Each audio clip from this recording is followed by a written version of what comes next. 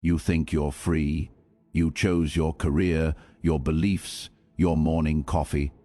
But what if I told you that every choice you've ever made was predetermined by invisible architects you'll never meet? Nietzsche said, God is dead. But he missed something crucial. God was just replaced by a more efficient master, one that convinced you that your chains are actually wings. Welcome to the most uncomfortable truth you'll hear today. You are not free. You have never been free. And here is why that might be exactly what you need to hear. Embrace your slavery. Freedom is a social construct. Hook 30 seconds. You think you're free. You chose your career, your beliefs, your morning coffee. But what if I told you that every choice you've ever made was predetermined by invisible architects you'll never meet? Nietzsche said, God is dead. But he missed something crucial. God was just replaced by a more efficient master, one that convinced you that your chains are actually wings. Welcome to the most uncomfortable truth you'll hear today. You are not free. You have never been free. And here is why that might be exactly what you need to hear. Full script. Let me start with a simple experiment. Right now, I want you to think about why you believe what you believe. Why are you watching this video? You chose to click on it, right? Free will in action. But let's rewind. The algorithm selected this video from millions of others. The thumbnail was designed using psychological triggers tested on thousands of people. The title exploited a cognitive bias your brain cannot resist. The time you're watching this, statistically predictable based on your demographics. You didn't choose this video. This video chose you. In 1971, Philip Zimbardo conducted the Stanford prison experiment. College students were randomly assigned roles as guards or prisoners in a simulated prison environment. Within 48 hours, the guards became authoritarian and cruel. The prisoners became passive and obedient. These weren't bad people, they were normal students. But give someone a role, a uniform, a context, and they will become what the system demands. Zimbardo later said something haunting. Human behavior is more influenced by things outside of us than inside. The prison wasn't in the basement of Stanford. The prison was the roles themselves. This brings us to Nietzsche. Most people misunderstand Nietzsche completely. They think he was about individualism, about becoming the Fabermensch, about breaking free from society. But Nietzsche understood something far more sinister. He didn't believe in the self. He believed in drives, instincts, and forces competing within what we call a person, in beyond good and evil. Nietzsche wrote, "The individual is a fiction." He argued that what we call the self is just a multiplicity of competing wills, shaped entirely by our cultural and biological conditioning. You are not one thing. You are a battleground of inherited values fighting for dominance. And here is where it gets interesting. Nietzsche traced how morality itself was engineered. He called it the slave revolt in morality. According to Nietzsche, ancient slave classes couldn't overpower their masters physically, so they invented a new value system. They declared that weakness is virtue. Humility, self-sacrifice, obedience to a higher power. These weren't natural values. These were survival strategies that became so successful they replaced the old warrior values of strength and conquest. Christianity, Nietzsche argued, was the ultimate psychological weapon. It convinced the powerful that their power was sinful. It made the slave into the moral victor. The weak inherited the earth, not through strength, but through better social engineering. Now think about what that means. Our most fundamental moral beliefs, the ones that feel absolutely true and natural, are actually sophisticated control mechanisms designed by people who have been dead for thousands of years. When you feel guilty, when you feel you should be humble. When you believe self-sacrifice is noble, you are running software written by ancient programmers. You think these are your values. They're not. They're viral ideas that successfully replicated across generations because they served someone's interest. Let me give you a modern example. In 2012, Facebook ran a massive experiment on 689,003 users without their knowledge or consent. They manipulated users' news feeds to show either more positive or more negative content. The result? Users who saw more negative content posted more negative content themselves. Users who saw positive content became more positive. Facebook could control the emotional state of nearly 700,000 people just by adjusting what they saw. And here is the critical part. None of these users knew it was happening. They thought their emotions were their own. They thought they were freely expressing themselves. But they were instruments in an experiment, responding exactly as predicted. This wasn't an isolated incident. In 2014, researchers published a study showing that OkCupid, the dating platform, had been running experiments on users for years.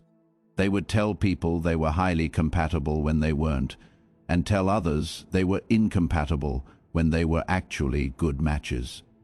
The result, people rated their dates more positively when told they were compatible, regardless of actual compatibility. OkCupid could manufacture attraction just by manipulating a number on a screen. Your feelings, the most intimate and personal experiences you have, can be engineered by adjusting variables you don't even know exist.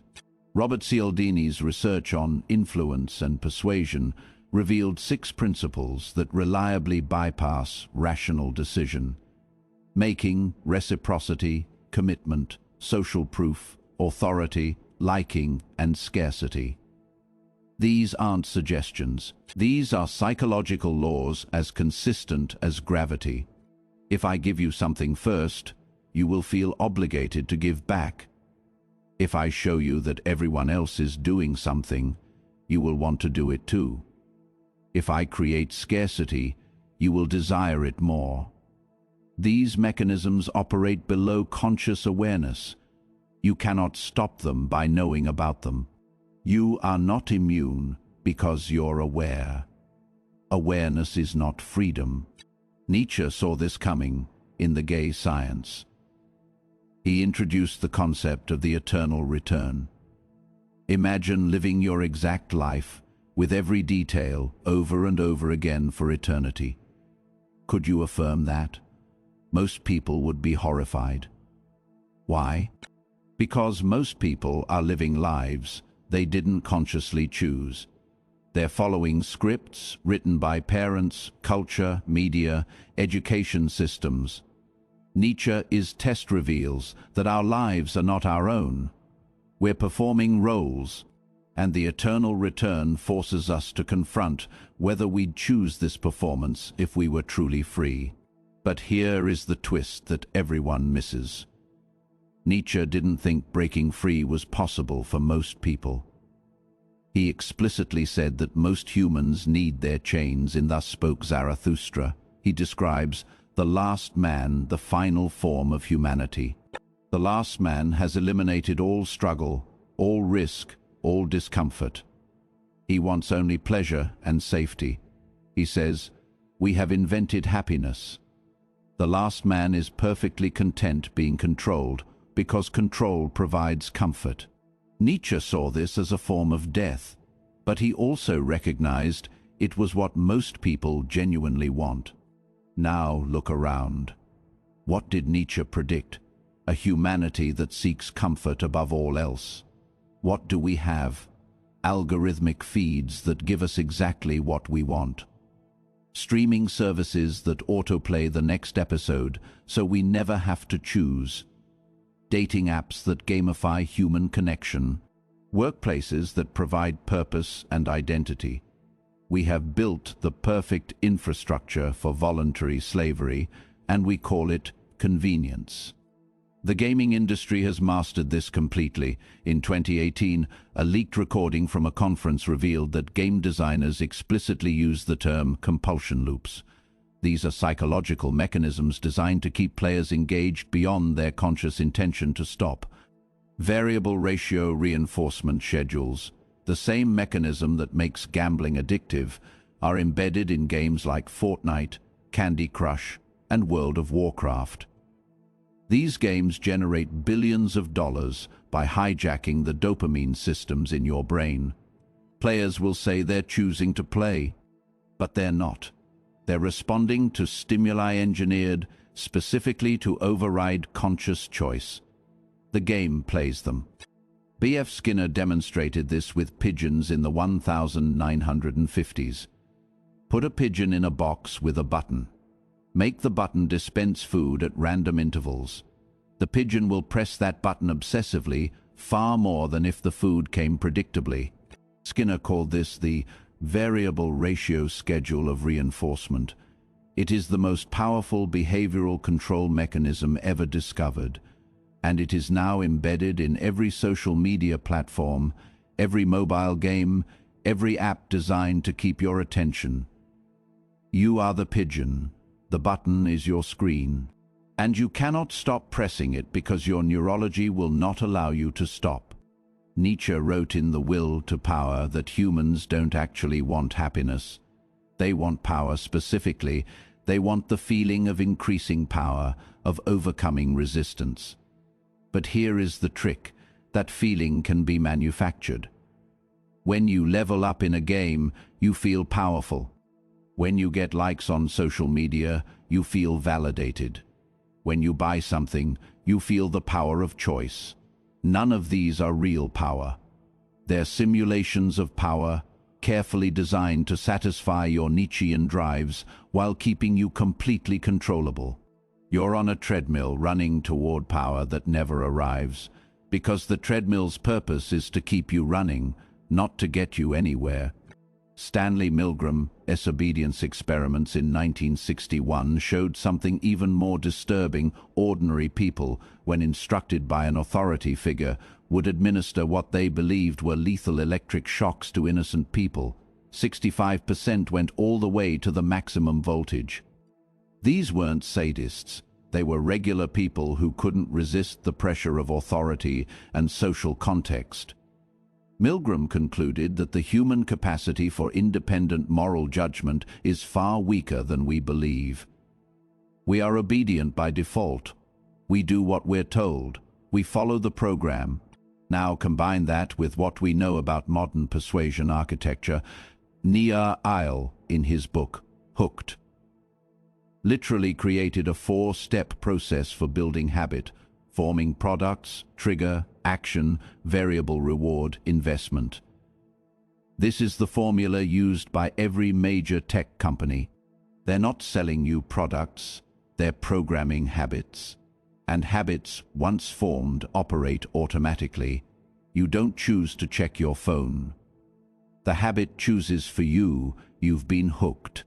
Nietzsche called this the herd instinct. He observed that humans are fundamentally social animals who derive their values from the group. The herd doesn't think, it reacts. It follows, it punishes deviation, and most importantly, it feels safe. The individual who breaks from the herd experiences something Nietzsche called fear in the face of the neighbor. You might think you're an individual, but try genuinely disagreeing with your social group's core values. Try expressing a belief that will get you ostracized. Most people can't do it, not because they're cowards, but because the psychological pain of social rejection is neurologically similar to physical pain. Your brain literally cannot distinguish between being hit and being excluded. The herd keeps you in line through your own neurology. Social psychologist Solomon Asch demonstrated this in 1951.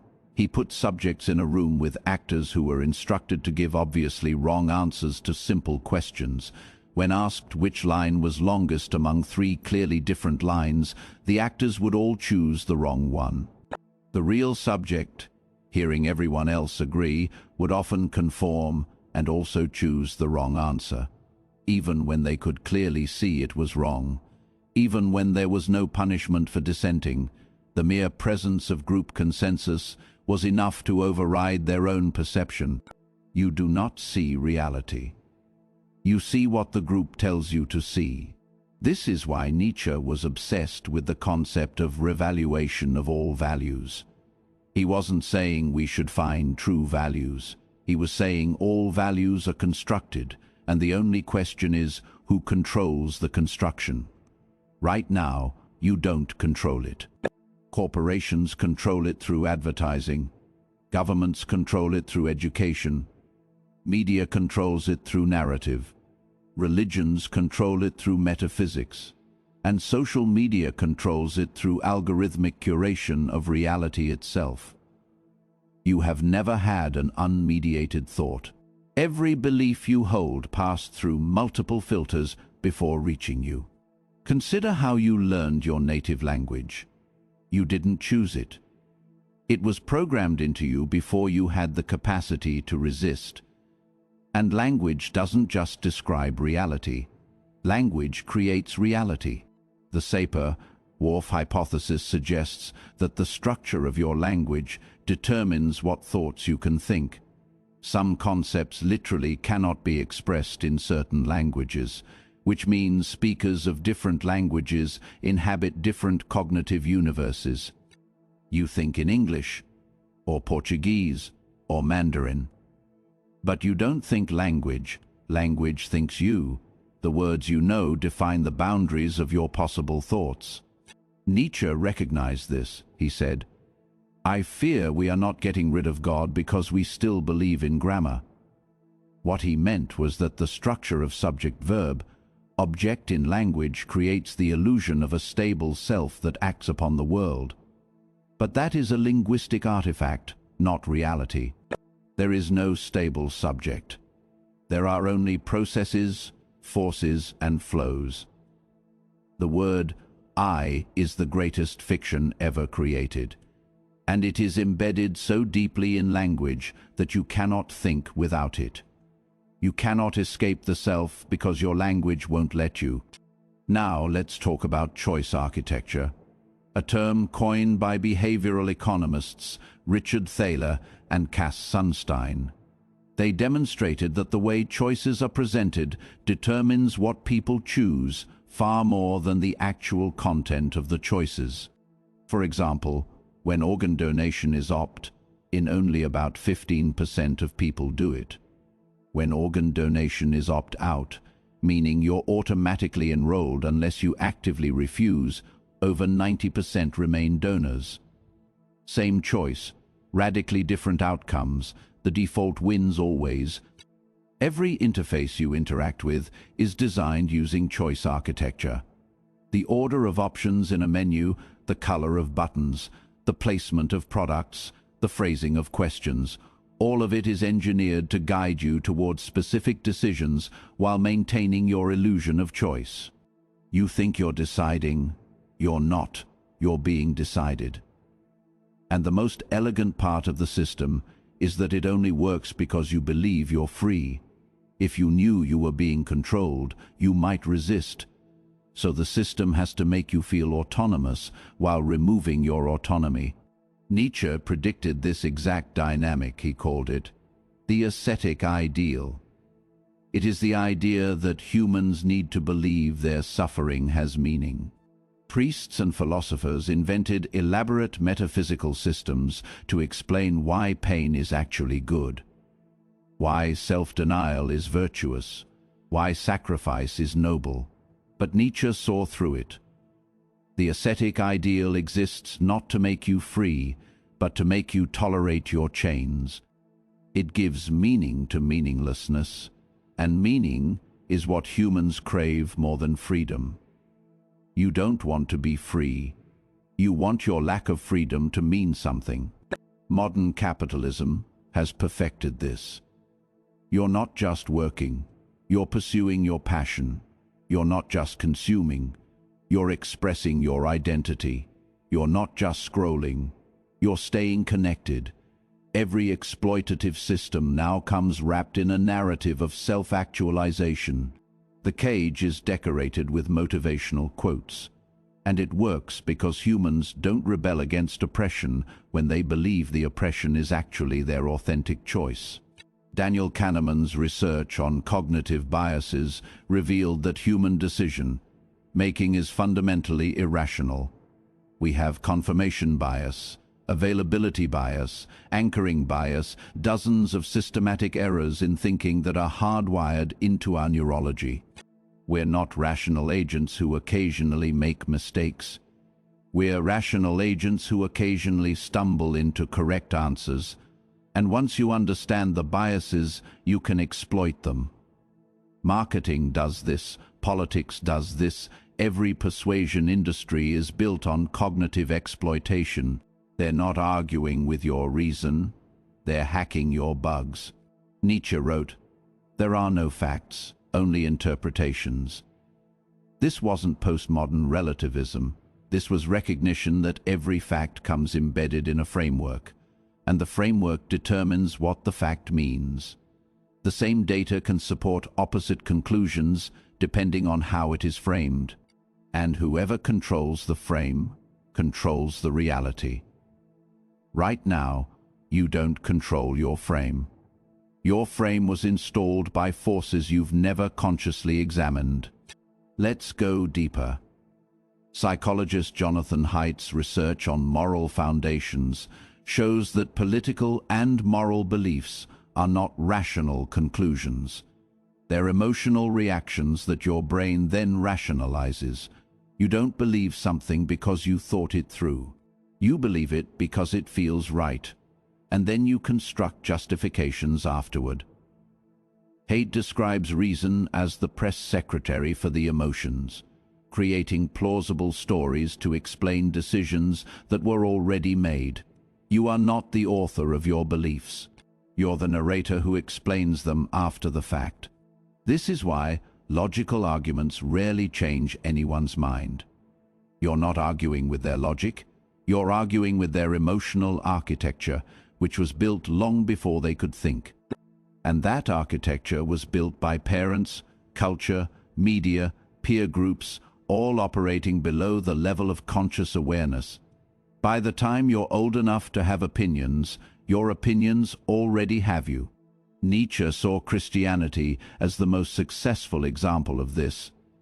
It took the natural human fear of death and meaninglessness and turned it into a complete control system. Behave correctly, and you get eternal paradise. Deviate, and you get eternal torture. The punishment and reward are infinite, making them impossible to verify or escape. And the system is self-reinforcing. Doubt is a sin, faith is a virtue. The more you question, the more you prove you need it. It is the perfect psychological trap, and it controlled billions of people for thousands of years, not through force, but through internalized belief. Now look at modern consumer culture. You fear being left out, being irrelevant, being forgotten. So you consume to signal status. You buy to prove identity. You scroll to stay connected. The punishment is social death. The reward is belonging. And just like Christianity, the system is self-reinforcing. If you're unhappy, you need to consume more. If you're anxious, you need more content. The cure is always more of the poison. Behavioral addiction specialist Natasha Shale studied slot machine design in Las Vegas.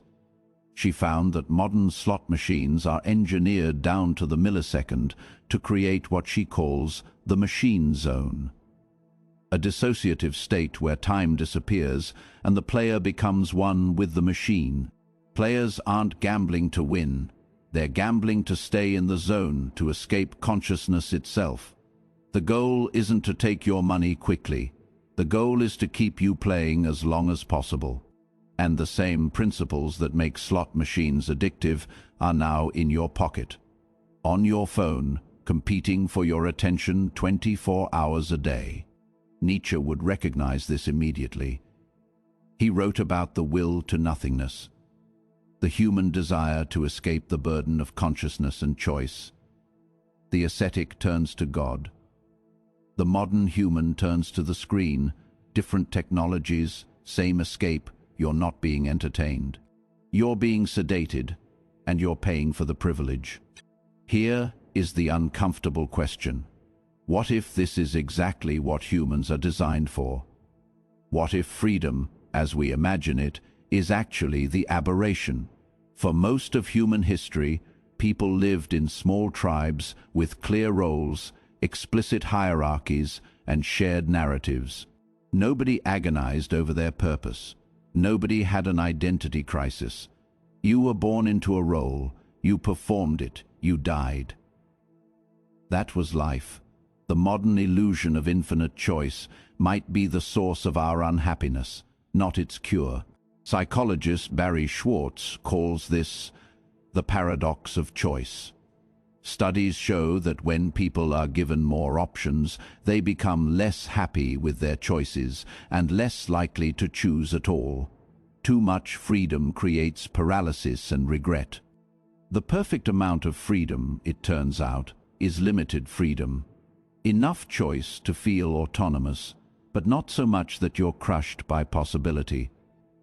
This is why Netflix limits you to a few recommendations, why Spotify creates playlists for you, why Amazon suggests what to buy.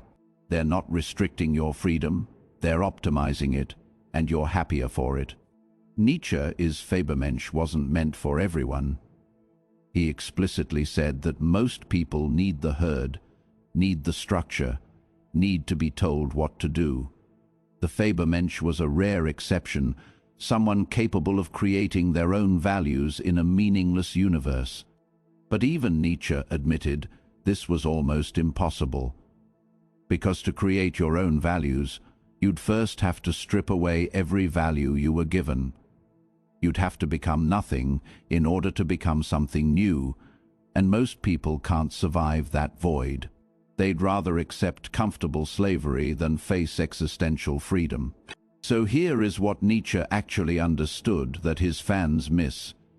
The real power isn't in breaking your chains. The real power is in choosing your chains consciously. You will be constrained. That is not optional. The question is whether you'll be constrained by systems you're aware of and affirm, or by invisible systems you never examined. Most people never get past the invisible stage. They live their entire lives following scripts they think are their own. They die without ever realizing they were characters in someone else's story. The ancient Stoics understood this better than modern freedom advocates.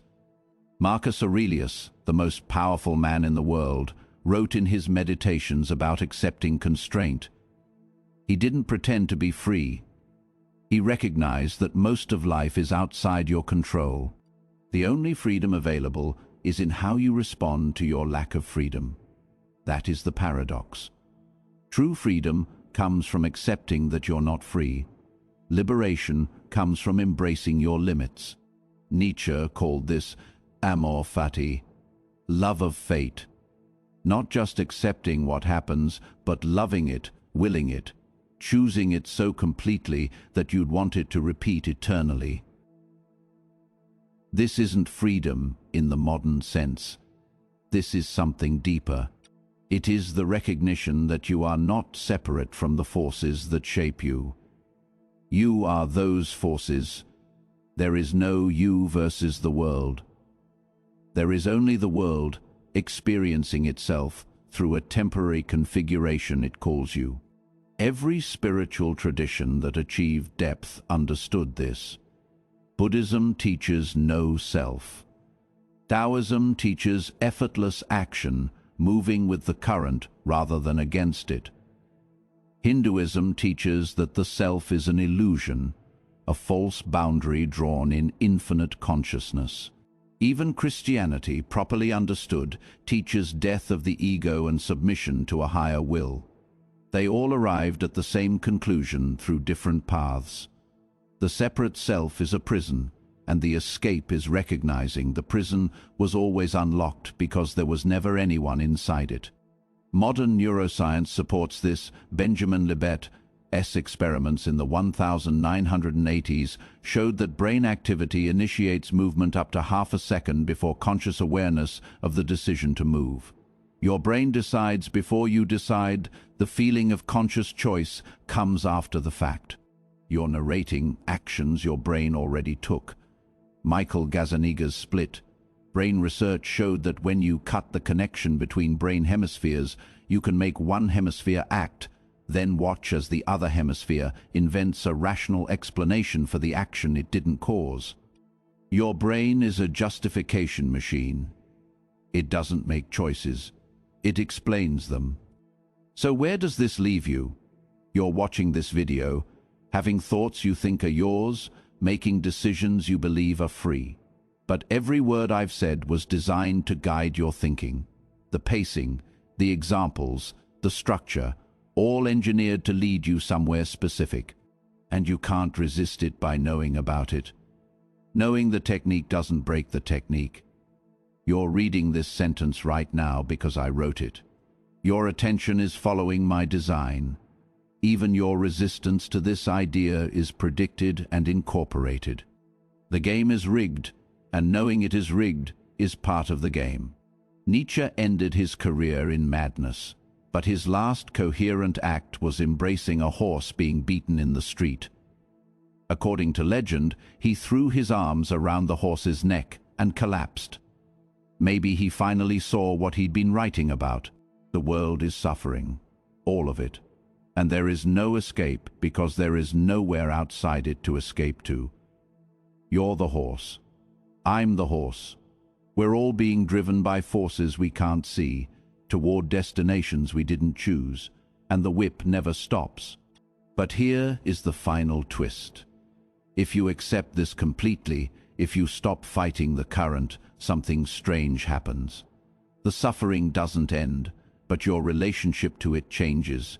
You stop being the victim of your conditioning and become its witness, not free from it, but free within it. This is what Nietzsche meant by beyond good and evil. It is not moral nihilism.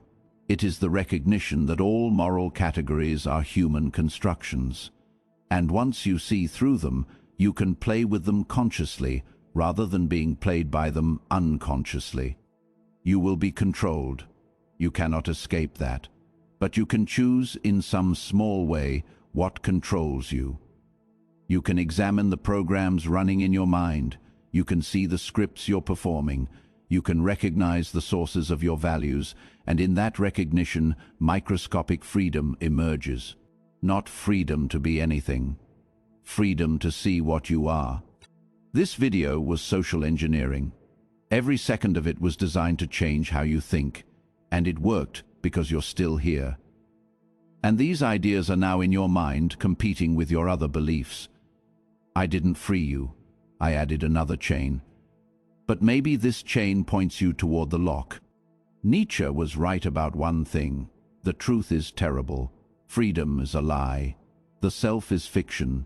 Morality is control. And most people are better off not knowing. But you watched this far, which means you're not most people. You're willing to look at uncomfortable truths. That won't make you happy, but it might make you awake. And being awake in a sleeping world is its own kind of power. Not the power to escape, the power to see, and seeing, truly seeing, changes everything. Not because it breaks your chains, but because you finally understand what they're attached to. And sometimes, that is enough.